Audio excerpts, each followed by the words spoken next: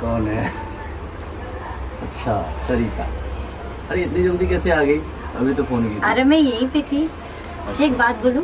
क्या? मैं भी एक गाना गाना चाहती हूँ। गाना? तुम गाना गाने आता है? पहले नहीं गाऊंगी, पहले प्रॉमिस कीजिएगा भाई। प्रॉमिस। पक्का? पक्का डन। आओ बैठिए।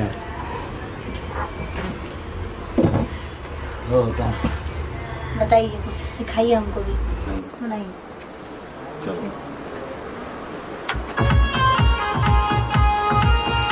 ये चलेगा? नहीं, मुझे कैसा चलेगा? पारंपरिक करना है। कैसे गा के पहले बताओ कुछ।